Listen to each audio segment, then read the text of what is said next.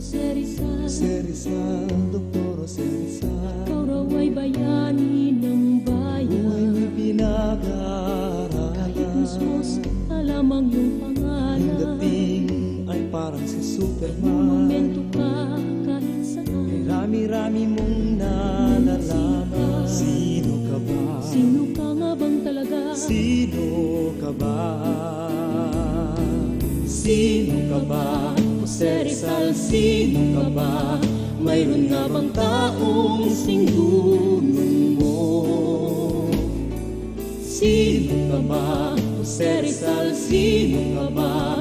Mayroon nga bang taong katulad mo? Doktor, pintor, sirohano, arkitekto, Patapay na nauna ng tulad drama. tunay bang kay namin nga nang alam? Nangolekta ng kay Rabing medalya.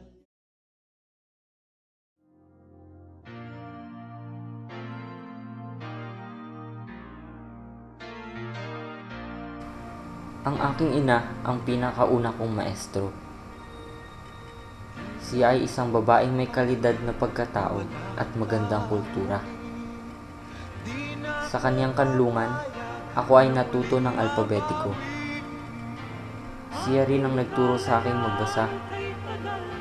Tinuruan niya rin akong magdasal sa poong may kapal. Siya ay pasensyosa at maunawain. Nadiskubre niya ang aking talento sa pagsulat at hinikayat niya akong paunlarin pa ito. At ang isa pang tinuro niya sa akin ay ang wikang Kastila.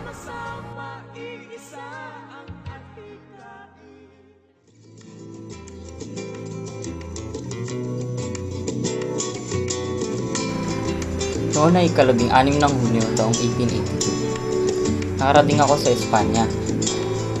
Napakagandang lugar nito.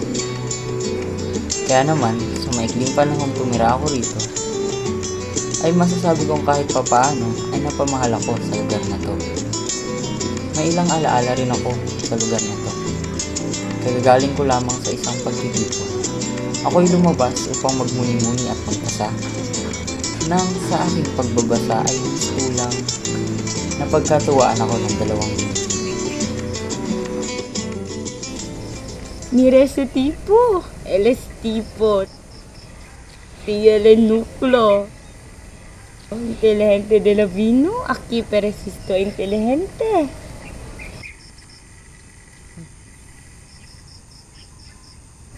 Parelo, en las cosas comprehenda. El no mira español, me parece es nuevo aquí.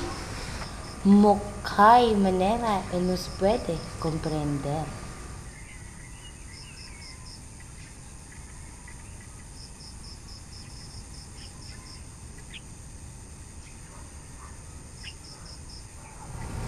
Adivino que te razón. Es bastante guapo también. Kung ikaw ang nasa kalagayan ko, paano mo sasabihin sa kanilang naiintindihan mo kanilang usapan?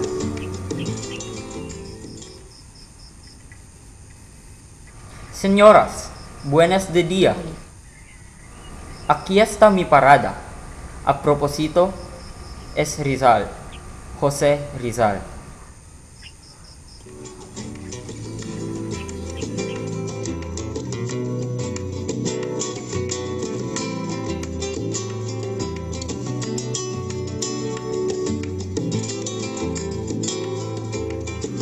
Ang leksyon, huwag na huwag niyong pag-uusapan ng masama ang isang tao kung siya'y nakatalikod.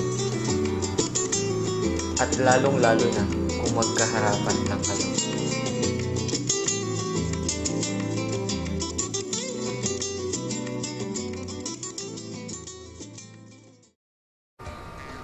Ang wikang Pranses ay itinuro sa amin sa paaralan. Ang buong akala ko, tama ito. Hanggang sa nadiskubre kong mali pala. Minsan sa isang pampasaherong barko ay sinubukan kong kausapin ang mga Pranses na naroon. At laking gulat kong malaman na hindi pala nila naiintindihan ang aking sinasabi. Mabuti na lang at mababait ang mga Pranses. Sila ang nagturo sa akin. Matapos kong makapag-aral sa Madrid, ako'y nagtungo sa Paris upang magkaroon ng espesyalisasyon sa ophthalmologiya. Partikular kong pinili ang sangay na ito ng medisina sapagkat nais kong mapagaling ang aking sa problema sa kanyang mga mata. Napakaganda ng Paris, ngunit napakamahal naman kung ika'y mamumuhay rito. Tungkol naman sa mga Pranses, sila'y pala kaibigan. At sa dahilang akin ang napag-aralan ng kanilang wika, ay masasabi kong madali silang pakisamahan. Naaalala ko nga minsan habang ako'y nasa parke at nagbabasa ng libro. Isang babaeng Pranses ang nakipagkilala sa akin.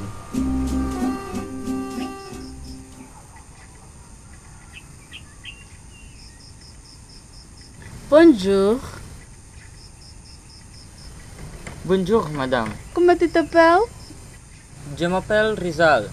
José Rizal. Salut, monsieur. Bienvenue au Paris. Merci, c'est un belé. Un trois très différentes de la une. Vous êtes où, monsieur? Vous venez des Philippines. Oh oui, le pays en trois parts demeure. Tu préférais rester ici ou retourner aux Philippines? Je dois retourner pour mon pays et ma famille. Doktor, pintor, sirohano, arkitekto, eskultor.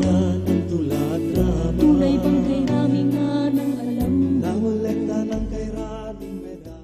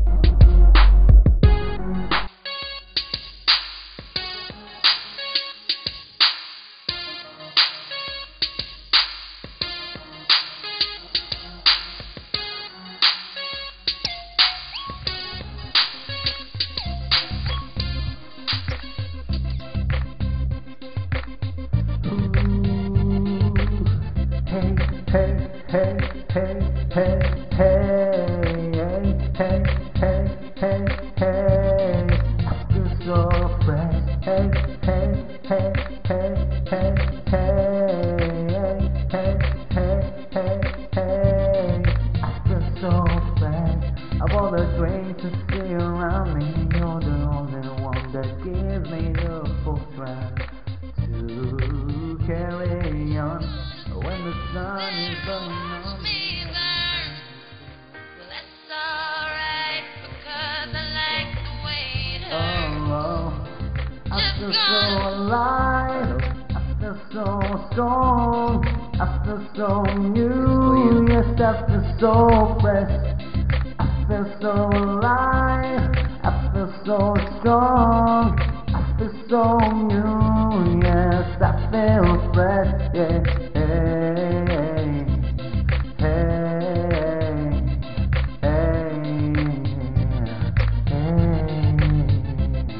hey, oh, I feel so fresh.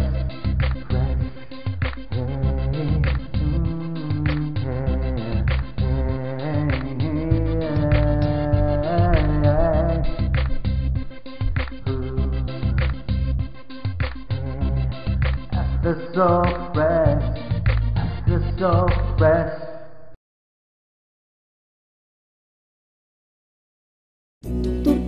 si Romano Arquitecto Espanyol. Ng tula at drama. Tunay bang kay Rami nga nang alam? Nangolekta ng kay Raming medalya.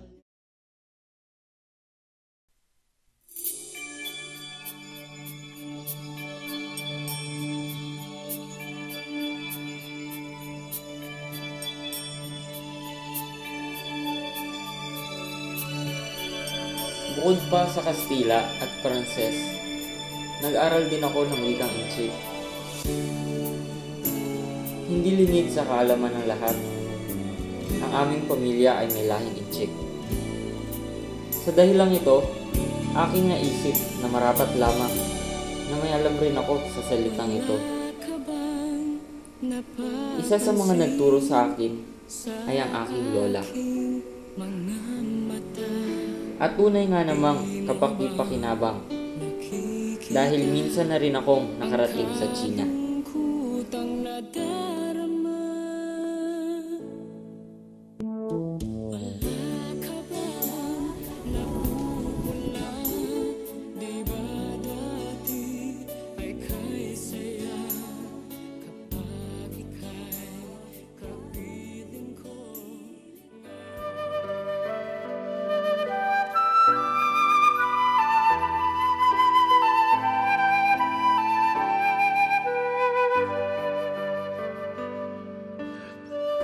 Noong 3 ng Pebrero taong 1888, ako ay umalis ng Maynila upang magtungo sa Hong Kong.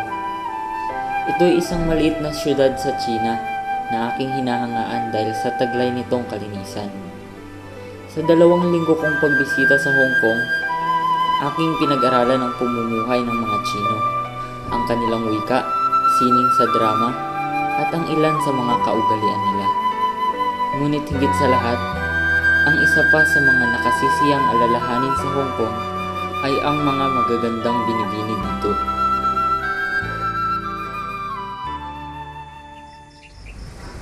Chow San A, Ho Leng Ko Lai Chi, O Hum Hai Man Lai A, Lai Kumeming Sin, O Ku Rizal, Ho Leng Ko Lai Chi, Lai Hai San Loi Lido, Hayum Hai, Naya, Ho Leng Ko Lai Chi, Oya Hang Cho Lito, Un Kin Koko, Ho Leng Ko Tai Halito, Oya Yo Kin Koko, Ho Leng Ko Kai Lok Lito, Rizal, Uyayo Koteng, Chokoti Hai Tin Sig O, Owei Chola, Oh, Chama To Chesai, Humganyu,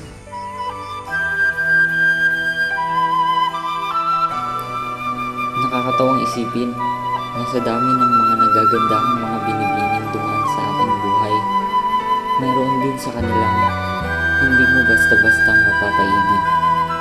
Mga babaeng hindi madadaan sa dami ng iyong kayamanan, hindi madadaan sa lawak ng iyong karunungan, at mga babaeng hindi mo madadaan sa mabubulaklak na mga salita.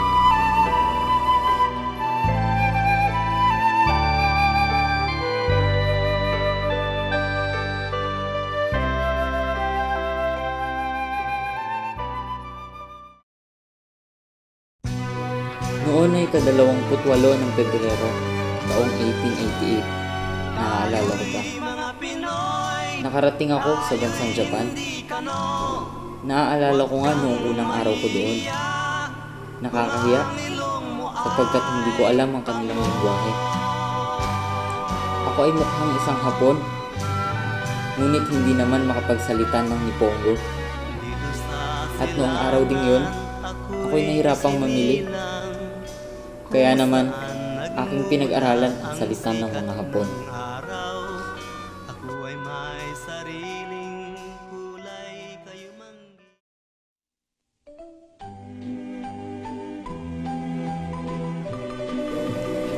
Ang bansang Japan, napakagandang bansa. Ang mga bulaklak, mga bundok, mga batis, at iba pang mga tanawin, napakaganda. Isang hapon, noong panahon ng tagsibol, aking nakita ang isang magandang babae. Napakaganda niya at at ako'y nabighani sa kanya.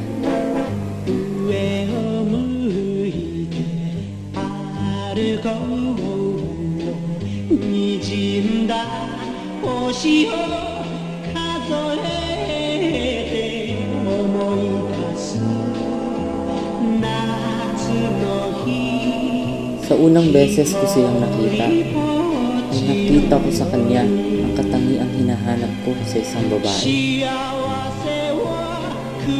Ang kanyang kagandahan, hindi ko maikukumpara sa kahit anong bagay sa mundo.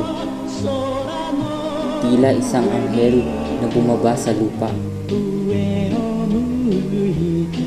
Nais kong malaman ang kanyang pangalan, ngunit papaano?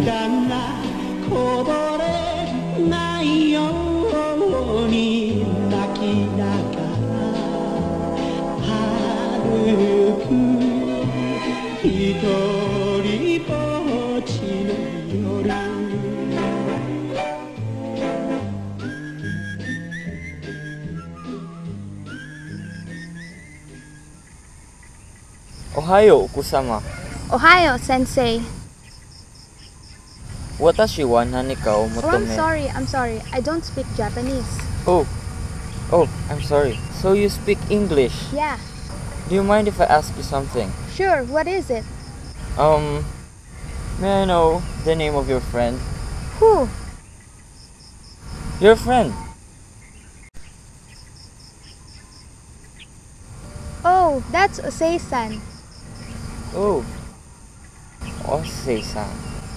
Thank you. You're welcome. Why don't you talk to her?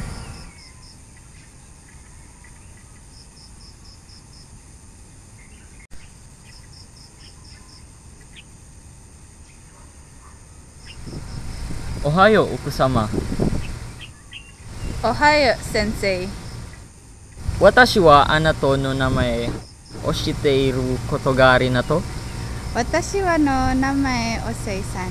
Anata, Philippines kara miri no ka? Hai. Watashi wa Philippines jikara. Oh, it will be appropriate for me to speak in English. Oh, so you also understand English. Yeah, I studied English since I was high school. And your Japanese is also good. I almost forgot. I'm Rizal. Jose Rizal. Nice to meet you, Sir Jose Rizal. It's nice to meet you, Osei-san.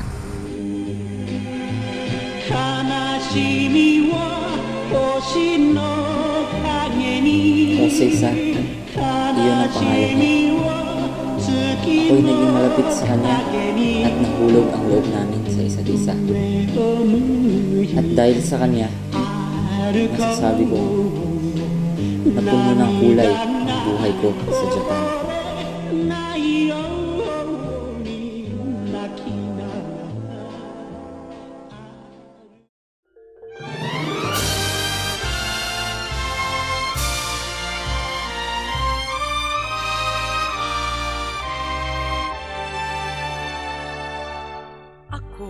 Wika, ang pundasyon ng isang matatag na bansa. Wika, ang nagbubuklod sa mga mamamayan. Kaya't higit sa anumang wika, pahalagahan natin ang sariling atin. Sapagkat ang hindi magmahal sa kanyang salita ay higit pa sa hayop at malansang isda.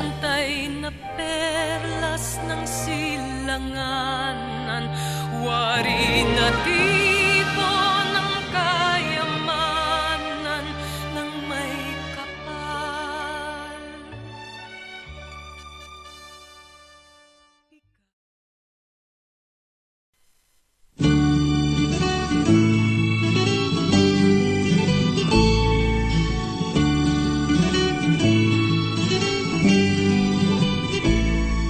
Ako'y isang Pinoy sa puso't diwa, Pinoy na isinilang sa ating bansa. Ako'y hindi sanay sa wikang mga banyaga. Ako Ako'y Pinoy na mayroong sariling wika.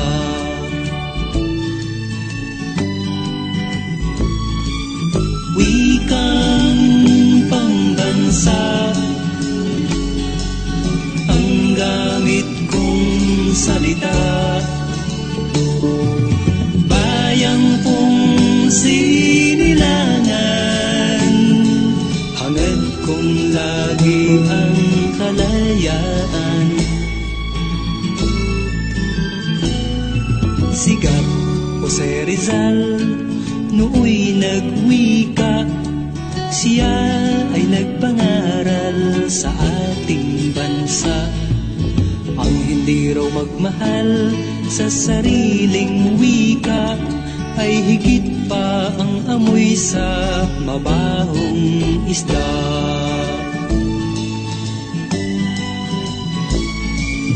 Wikang pambansa ang gamit kong salita. Bayang kong sinilangan, hangad kong lagi ang kalayaan. Ako'y isang Pinoy sa puso't diwa, Pinoy na isinilang sa ating bansa. Ako'y hindi sanay sa wikang mga banyaga. Ako'y Pinoy na mayroong sariling wika.